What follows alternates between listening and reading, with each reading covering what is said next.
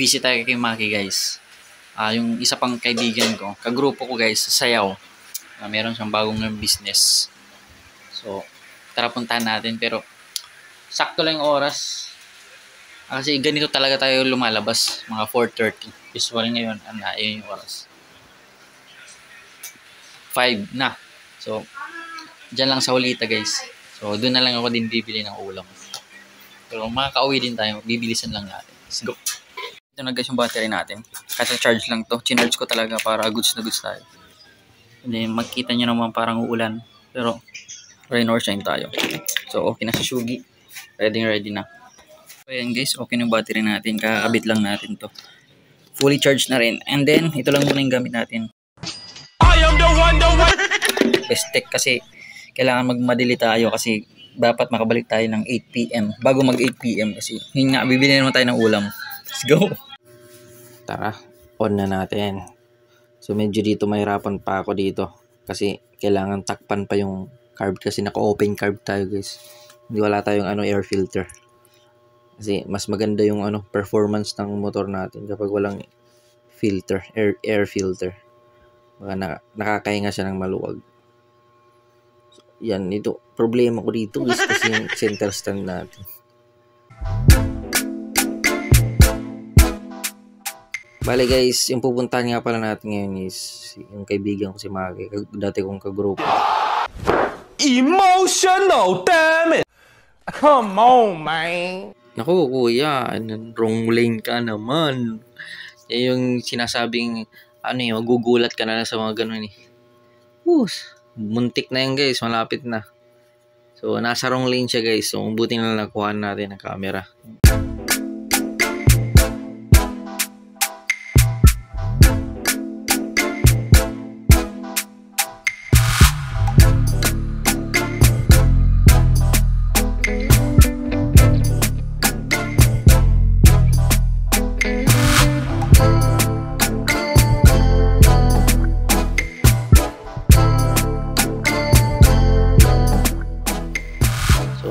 Pagas muna tayo ngayon para goods na goods yung biyahe natin. Para ramdam natin yung smoothness ng motor natin. So yung gamit nga pala guys is unleaded. So alam ko sa karamihan ni majority yung gamit is premium. Pero sa akin unleaded lang kasi yan nakasulat dito sa company. Unleaded. Double check natin. Pero meron pa naman konti. So, bali, 200 kuya. Yan, 200 tayo guys. Sarado 200. Actually, yung full tank ko nito, mga siguro umabot ng 300. Mga ganun. Mga 320 pesos. Mga ganun. Hindi ko alam. Pero dati, depende yun kasi nag-iiba-iba yung price ng gas ngayon eh. Pero sa akin dito, sa 200 ko, medyo lampas na siya ng kalahati. Yung tank capacity ng tank ko nga pala guys is 4L 4 liter 4.5 liter yata ganun. Kasi dati ganun yung mga dati 2008 model pa tong motor ko. So ayan guys, 200 sarado 200 yung pinagasolina natin. Medyo malayo-layo ng konti babiyahin natin. So ready na tayo. Buti nga okay yung battery natin kasi may problema yung battery natin eh. Pero okay lang naman kasi meron tayong voltmeter. Na-monitor ko kapag nagcha-charge siya o hindi. Ang battery nga pala natin is palitan na. Oops, teka.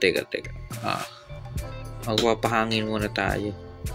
Kasi kulang ng hangin ang gulong natin. So parang ramdam ko kasi nakulang talaga. So kailangan solid. Sakto yung hangin natin sa front, sakto rin yung hangin natin sa katapusan. Para ang pakiramdaman lang guys, pero pakiramdam ko kasi kulang yung hangin ng gulong natin sa last. So, hanginan natin para smooth yung biyahe natin. Madali natin makuha yung top speed. Ayan. Double check ko muna pag may lumabas. Tubeless nga pala guys yung gulong ko dito sa dito sa huli. Medyo kulang. Pisit-pisit lang. Wala tayong gauge. So ayan, okay na. Nanginang ko na yan. Medyo matigas na. Solid na. balik muna tayo. Kailangan marunong tayo magbalik dito. Yan, ikot-ikot lang. Hugas ang kamay. Then tapos, let's go. Bakbakan na. Ito yung hinihintay natin. Mukhang malaki yung ukulanan guys. Ayan o. Let's go. Pero tuloy pa rin tayo. Rain or shine.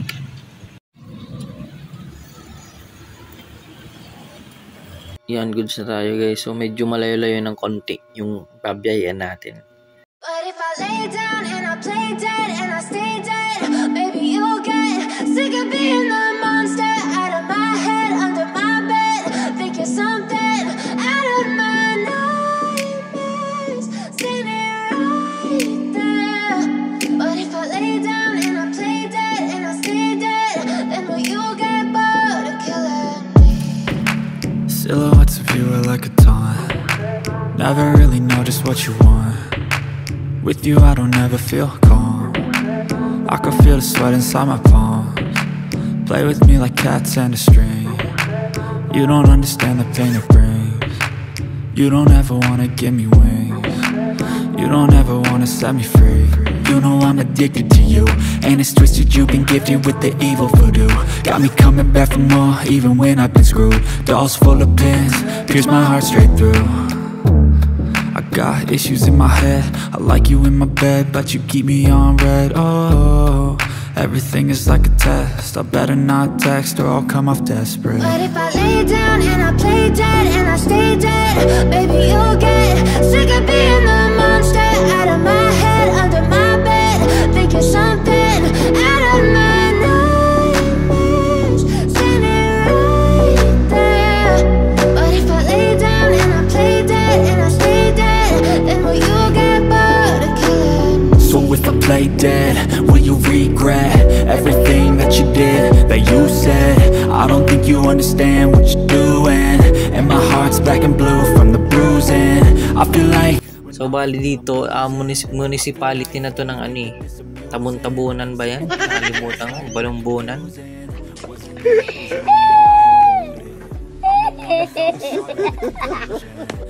Ano ba tong? Basta merong ano eh, tawag dito eh. Ito nga pala guys yung municipality. Yan, nasa right side ko. Ayan, municipality of Tabunan. Oo, nakalimutan ko yung tawag doon. Basta yung tabon-tabon. Bali dito guys, straight ito, papuntang Hulita. Wala ka nang iikutan pa, pero medyo may adadaanan pa tayo dito na ano. 5 minutes later. Ito na nga guys, dumaan na tayo sa madilim na part. Yung headlight nga pala natin is mini driving light lang. So ito lang talaga yung nagsusupport sa akin na nakakita ko sa front. Kasi yung headlight natin is LED lang, na konti, temporary lang. Para hindi mag-lowbat masyado yung battery natin. Kasi yung battery natin is palitan. So far okay naman. Ibinaba ko lang yung mini driving light ko para hindi masyado nakakasilaw sa nakasalubong natin. Kasi na kayo yung mini driving light natin kasi ganoon lang talaga maliit. Ganito guys, walang ilaw dito. Huwag dadaan tayo. Papatayin ko yung yan. Ganito dilim. Halos wala tayong makita. Ganito kadilim dito kasi wala dito mga mga street light. As in parang province na to dito na part. Mga down na yung mga tabi-tabi. Pero okay lang naman dito, safe. Wala namang mga issue or mga accident or mga basta yung mga hindi magandang nangyayari dito sa road na to. Public road to guys, madami ding dumadaan dito. So ganito talaga kadilim. Makikita nyo. So bali dito, nakakakita pa ako dito, konti lang. Yung headlight natin temporary lang. Pero dito medyo nagtatansya-tansya na ako kasi baka may tumawid ng mga aso or baka tayo makasagasan ng ahas. So bali dito, itatry ko open yung mini driving light natin. So bali nagtitipid kasi ako guys, kaya hindi ko lagi masyado ino-open mini driving light natin kasi yung battery natin siya. Parang malakas yung kabig ng kasi yung battery natin palitan na talaga. Nagre-range lang siya sa 9 volts na supposed to be dapat 12 volts. So bali pag naka-open yung headlight natin, itong mini driving light, so kailangan malakas. So mapapansin nyo dito, bumibilis yung takbo natin. Nasa 7,000 RPM yata tayo dito. Na ma-charge lang yung battery. Kasi kapag mahina tayo yung andar, hindi nagcha-charge yung battery guys. Nasa 9 volts lang. So kailangan tayong mag-rev para gumana yung regulator charger natin. So yun, ganun talaga basta sira na yung battery. So, kailangan pag ma-maintain natin na umaakyat siya sa 11 to 12 volts, kailangan mag-higher RPM talaga tayo. So, bali dito, binibilisan ko ng konti at tinitingnan ko yung voltmeter natin sa baba na mag-maintain siya sa 11.8 to 12 plus 12 volts. So, bali binabaan ko na lang dyan ng konting mini driving light natin para hindi tayo nakakasilaw. Ilaw na signal light lang na meron mapansin lang tayo guys na may ilaw tayo sa front sa nakakasalubong natin kasi importante rin naman na meron tayong makita sa front kasi yung temporary natin na headlight is LED lang. 5 minutes later. Guys, kaladating lang natin. But if I lay down and I play dead and I stay dead, maybe you'll get sick of being the monster out of my head, under my bed. Think you're something out of my nightmares, standing right there. But if I lay down and I play dead and I stay dead, then will you get bored of killing me? Silhouettes of you are like a taunt. Never really know just what you want. With you I don't ever feel calm. I can feel the sweat inside my palms. Play with me like cats and a string. You don't understand the pain it brings. You don't ever wanna give me wings. You don't ever wanna set me free. You know I'm addicted to you, and it's twisted, you've been gifted with the evil voodoo. Got me coming back for more, even when I've been screwed. Dolls full of pins, pierce my heart straight through. I got issues in my head, I like you in my bed, but you keep me on red. Oh, everything is like a test, I better not text or I'll... Sayang guys kasi balak ko sana yun isama si Angelo. Kaso yung day off niya siguro Tuesday, Thursday. So wala. Solo lang tayo ngayon. Pero successful naman. Maganda nga pala, maganda din yung kalsada nila dito papuntang Kulita. Kasi dati hindi ganun yung, makita nyo mga kanina kung gano'ng kaganda yung kalsada dito. Ito yung motor niya guys. Kala ko binenta na ito And Gixxer 150. Sunod, tawag nito.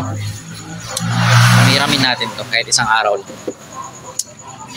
Tingnan natin kung mabilis nga ba talaga. Yeah, boy.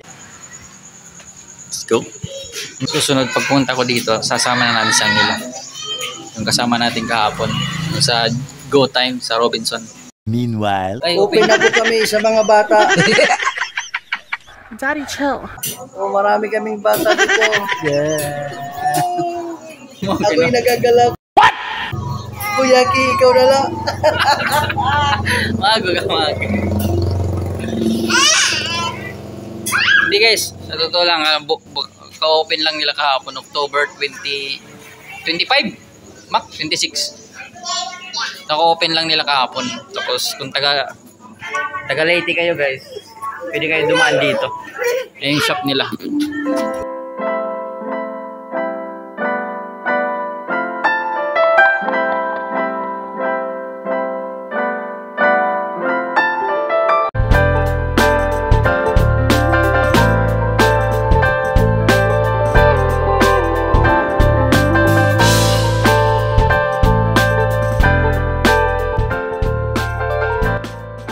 Lempo dapat guys, pero wala, naubusan na sila.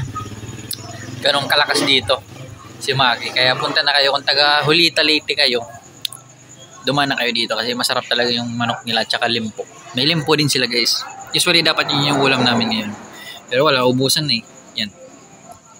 Talong lang tayo tsaka isda. Yun dumating din guys, limpo. Magkano yung limpo niya dito guys? 220 lang. 220 lang guys. 220 lang yan. Ganyang karami. Let's go. Ayan guys, uwi na tayo. So, salamat kay Maki. Pumunta lang kayo guys dito. Kung taga Leyte kayo or Dagami, malapit lang yung shop nila. So, malapit lang dito guys. Ayan yung shop nila.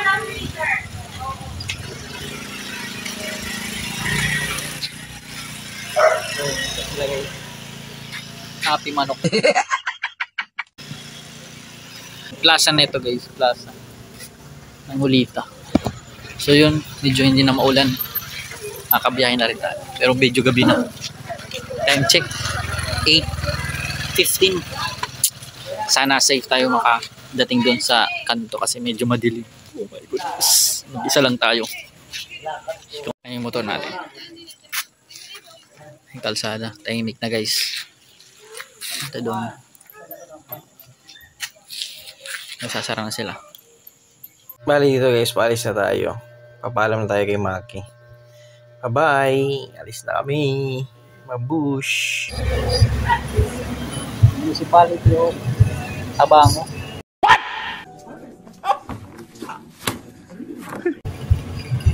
Maaling tawid. Abunabo. Ang ganda ng municipality nila guys. Uwi na tayo ng Tacloban. Naka-stop lang tayo dito sa Blik. Tara.